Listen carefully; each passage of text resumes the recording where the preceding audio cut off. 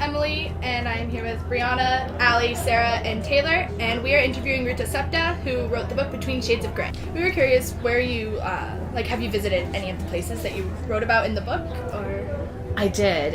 When writing Between Shades of Grey, I took several trips to Lithuania to interview survivors and people who had been deported to these death camps but had survived. I really wanted to go to Siberia and to these death camps, but I didn't have the money, so I couldn't.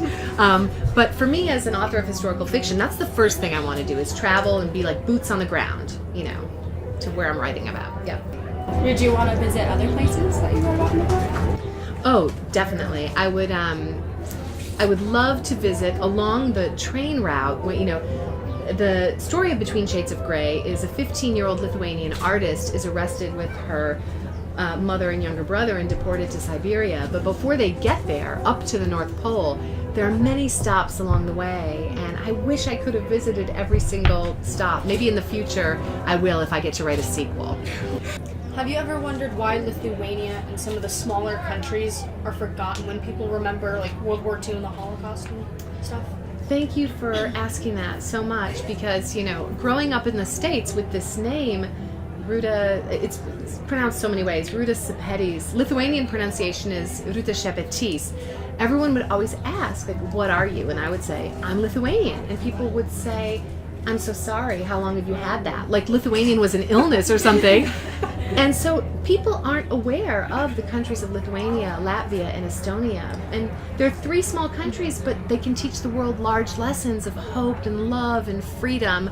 So yeah, I think that after the war, when these countries became Soviet occupied and the names of the countries were literally taken off the map, we can't really blame people for not knowing that they didn't exist. But now we have a responsibility. Yeah, I understand, because I'm from Kazakhstan, and people are like they treat it like it's an illness. And then I visited Estonia, and people are like, what is that? Exactly. Like, it's a small country. They're both just small, but they're so unique. You're so right. And through books, we have an opportunity. All of a sudden, statistics and history becomes human, and we can find the character's home place on a map, and that's the power of books. Yeah. Did you base any of the characters in your book off of people like in your life? Like, did you get inspiration from people? Totally. And I thought I absolutely based the characters on some real people. Well, the main character of Lena, she's based on a woman that I met in Lithuania, a survivor, but the guy character of Andreas, I thought I was being so stealth, and no one will ever know that I based him off of my high school boyfriend. And then his sister emailed me and said, wow, my brother's a main character in your book. And I'm like, how do you know? And so I think as an author, that's part of the fun thing. You take parts of your life and your emotions and life experiences, and we, like I said, we think we're being so secretive, but yeah, I guess I wasn't. So yes, I do. Would you ever consider writing this book from another character's point of view? I would love to. I would love to so much that when I wrote my new book, I actually wrote it in alternating chapters from the point of view of 4 different characters, because when you start writing a book, you become so attached to the characters in maybe a creepy, unhealthy way, and you feel like you know them and you know what they're feeling and you want to express that, but then you think, oh wait, I can't. I'm first person in this other, in this other character's head. So yes, I would love to, and there have been some writers that have written fan fiction based on Between Shades of Grey, and they've written from other points of view, and I love it. So yeah, I would love to. How did you learn about all of this? Like, was it just from talking to people, or were there people that were in your family and your lineage that were involved in this? Yeah, I was visiting Lithuania, and my father fled from Lithuania. He escaped as a young boy, and he lived in refugee camps for 9 years. So we didn't have any photos of my father as a young boy. So when I went to visit my family members, I asked if they had any photographs of my dad. I said, I would love, we'd love to see my dad as a young boy. And they looked at me and they said, Ruta, you don't know, do you? And I had that sinking feeling like I don't know what. And they said, well, we had to burn all the photographs of your family. We couldn't let anyone know we were related to a family in the Lithuanian military. We would have been on Stalin's list. And I said, well, what would have happened? And they said, well, we would have been deported to Siberia. And I said, well, oh, it's so lucky that, that didn't happen and you weren't deported to Siberia. And then the room became very quiet and they said, we were. And they had not told my father about this. And I had to go home and explain to my father that our freedom came at the expense of his family members. And that really inspired me. What determines how history is preserved and recalled? Why do some parts of history penetrate our collective consciousness? We know about them. And then there are these other stories that remain hidden. So yes, it was my own family story that inspired me. What's your favorite genre? Well, I write historical, and I love historical fiction. I think that history holds secrets, and it's like being a detective, and so I love it for that. But if I were to write outside of my genre, I would love to write a thriller. I think that in movies and television, they show us the character, they show us the setting. But in books, it's really a creative partnership. The author provides the text, but the readers are the ones who really create the setting and amplify the emotion. And I think it's easy to frighten someone or create a sense of anxiety on television or in a movie, or even in a video game. But if you can read a book and feel frightened, and haunted, I would love to take an opportunity to do that. And my publisher said, you can, it just has to be a historical thriller. So now I'm kind of crafting to think of ways to do that. Why did you start writing books? I wrote my first book when I was in 3rd grade, and it was called The Adventures of Betsy. And Betsy became a banned book in 3rd grade.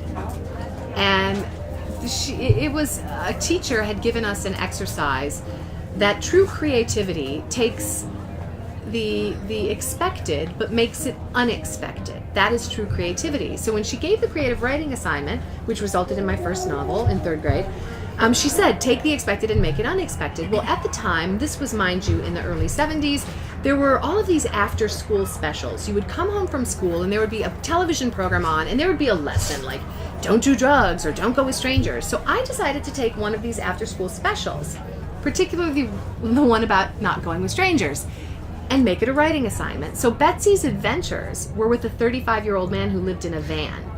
It was unexpected. And there was vandalism and drinking and drugs, and like everything that the after-school specials were in The Adventures of Betsy. And so it was a huge hit in 3rd grade, and until one of my friend's mothers read The Adventures of Betsy and called my mother, and my writing career was over. So I wanted to write since I was in 3rd grade, but it stole my courage. Writing was dangerous. You can get in trouble. I grounded, and and it became a little bit worse because my mother, in her reprimanding me, she said, honey, you have to understand, your fiction can be someone else's fact. I had no idea what that meant. Until my brother informed me that what it meant was that my friend's mother, who banned the book, she was having adventures with a man in a van. And so I went to school and I said that. And you can imagine how this whole thing unraveled. I became so frightened. I didn't write another book for 30 years.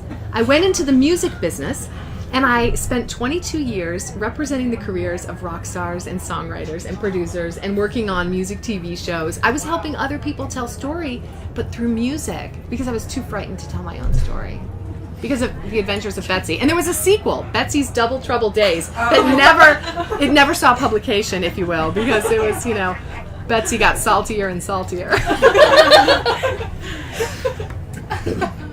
I was curious, do you have any favorite authors that you just enjoy sitting down and reading books by them in your free time? Oh, I do. There's so many. I, as a young kid, I loved Roald Dahl. I read James and the Giant Peach, and I just was like, oh my gosh. I am absolutely a sucker for romance. So if anyone says, oh, this is really romantic, or they even if there's kissing in the book, I'm in.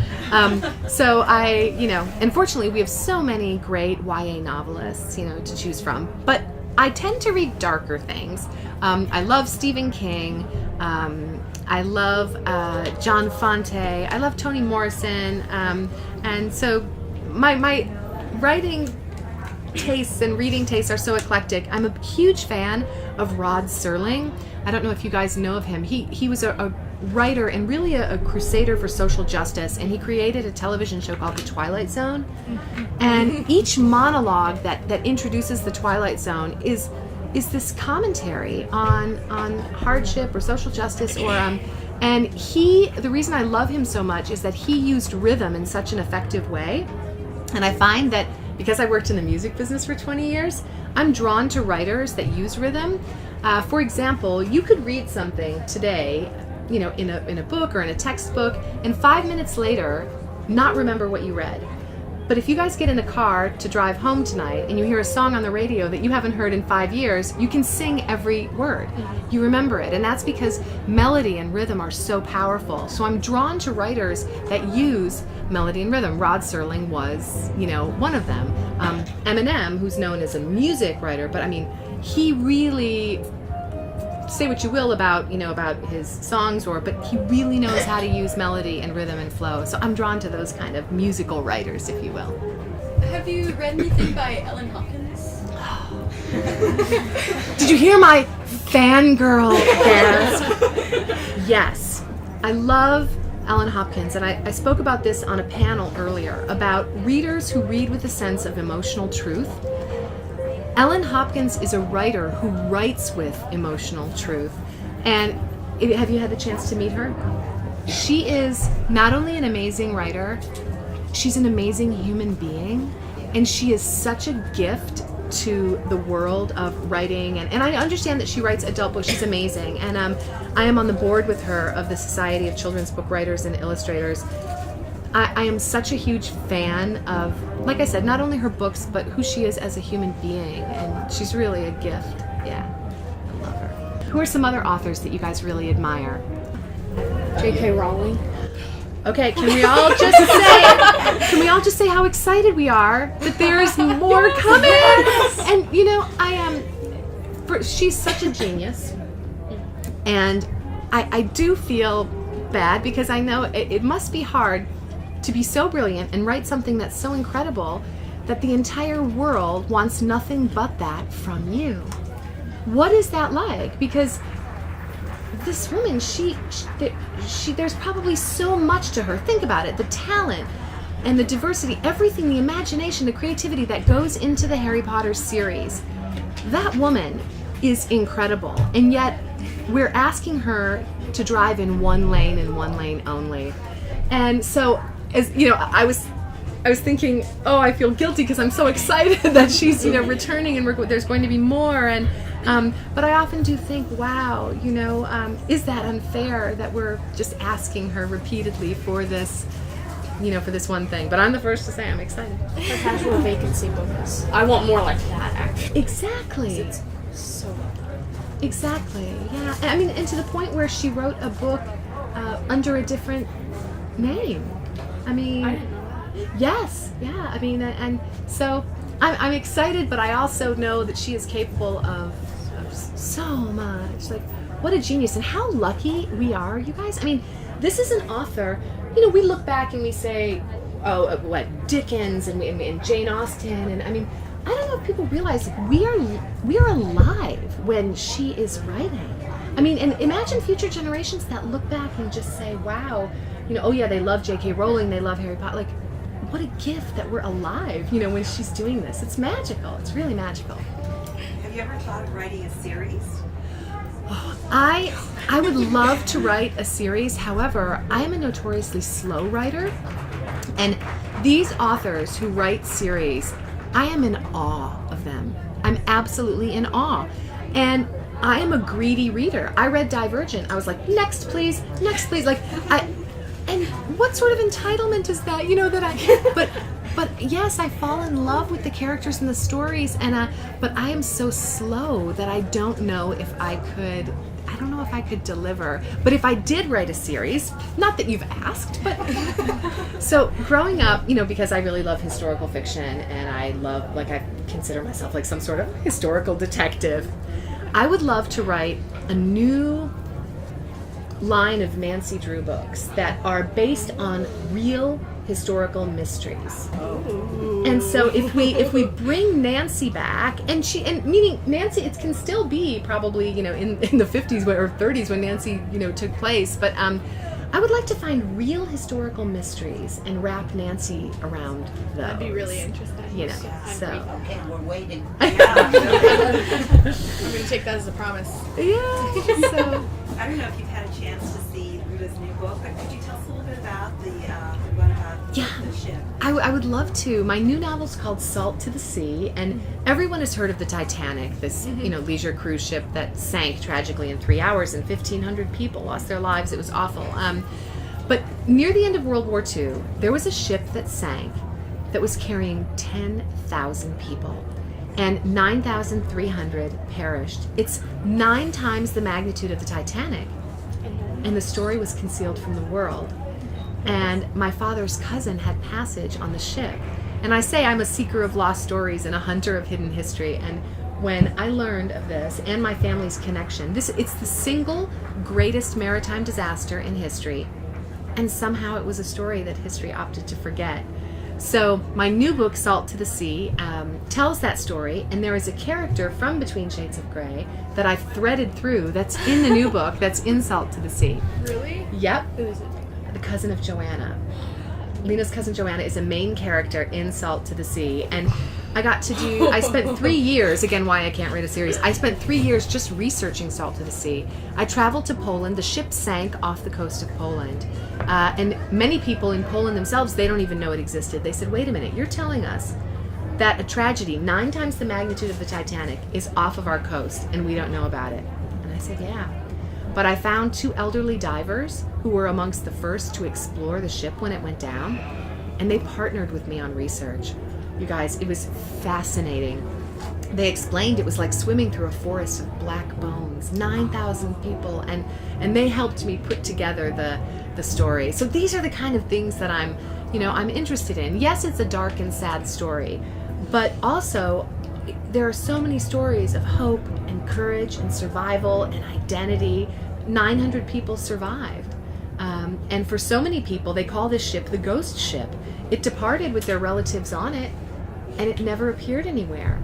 And it left during an evacuation, and many people put their children and teenagers on the ship because they thought it would take them to safety. And the Germans didn't tell people that the ship sank. It wasn't announced. So these families put their children on the boat, and then they never arrived anywhere. And I heard from a woman whose grandfather spent 38 years of the remaining years of his life looking for his wife and daughter, and did not know that the ship had gone down. So I look for stories where I can give voice to people who will never have a chance to tell their story. I have a question about Between Shades of Grey. That first chapter, you end it with what's the value of a human life? How did you find the emotions to put into that chapter to kind of help the readers understand what the mother was experiencing in that moment? I know many historical authors, they research and then they write. What I do is I research and write simultaneously, because when I'm interviewing a survivor, someone who has been condemned to death and survives, their testimony is so chilling, it's so full of emotion, that I fear if I write it all down and put it aside, when I go to write, I won't have that emotional immediacy. So I write at the same time, and there was a woman who was sharing a story that they were at the train station and they were separating, men from women, and that she had a little brother. He was maybe 6 years old, and they were going to take him and put him in the train car with the men. And her mother was frantic, and she pulled out this pocket watch that she had. And the woman, as she was telling me the story, she was crying, and she gripped my arm. And she said, have you ever wondered what a human life is worth? That day my brother's was worth a pocket watch. I'm getting all emotional. So, see? So how do I get it? That's how I get it. It's real. And so I put it in the books, and the fact that you would bring up that line, it tells me that, okay, that's how I've got to do it. I've got to research and write at the same time, because, and then the other thing that's beautiful is that woman who told me the story, she also told me, don't bother because the world has forgotten us. Don't write this book. Like, you're wasting your time. No one cares. The book was published, and now it's published in 45 countries in 33 languages, including Lithuanian, and she read that line in the book. Her, coming from her voice. And she came to my book event in Lithuania and said, "You heard me. Like, you really heard me. This is my line, you know?" So in addition to, you know, putting my old boyfriends in my books, no, I do listen, and I take these notes. And so that's how it's not my story. Like, history writes my story. So I can't take credit for that. It was the woman who said that. That's awesome. I was just gonna ask, do you feel like you have kind of an obligation to write people's emotions like that in books just because of history? I do. I feel like I have an obligation, first and foremost, to be historically accurate. And we were talking about it in a panel here at the festival. You know, what if being historically accurate means using terms or discussing things of the past that maybe at the time were acceptable and now are anything but acceptable? You know, how do you balance hope and horror?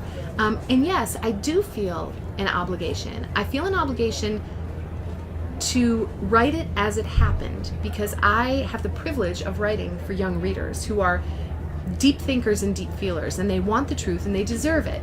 And they certainly, you know, have the wherewithal. They read with such a sense of emotional truth to know, yeah, this happened and this was really, really wrong. So I refuse to write down or try to sugarcoat it, and I feel a tremendous obligation. You know, the books don't belong to me. And how awful if a survivor came to me and said, "Wow, I really liked the book, but you gave it such a Hollywood ending." And so as a result, I'm known as like the writer who writes these dark, sad stories. They all die at the end, you know, and people say, "Oh, your books are so dark and sad," but that's why. I have one more question before we go. Yep. The ending, you ended it with the letter. I was wondering why you choose it, because I would have loved to know, you know, what happened. Yep. Like when they got out of the camp and it was the letter, and I was just like, no, why? My publisher had me rewrite the ending, and in hindsight, I think they're right because of what you just said. They said, if I gave all the answers, and Between Shades of Grey is in production as a film right now. I heard about that. And the ending, they do give you all the answers. They give you everything. But in the book, my publisher felt that, you know, to your point about this being underrepresented part of history and why did these small countries, my publisher really wanted to leave the reader wanting more. So the reader would say, well, wait a minute, what happened to Lithuania? You know, how did these people regain their independence? How long did it take? How long?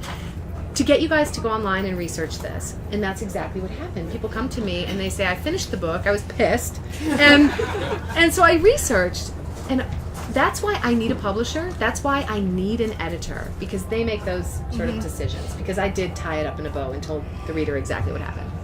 But in the movie, you'll see it all, including the marriage. Well, the letter had everything, but I was just like, can't. Thank you very much, Ruta. This is really Thank great. you. Thank you so You guys, can we much. take a picture together? Yeah. Would you mind?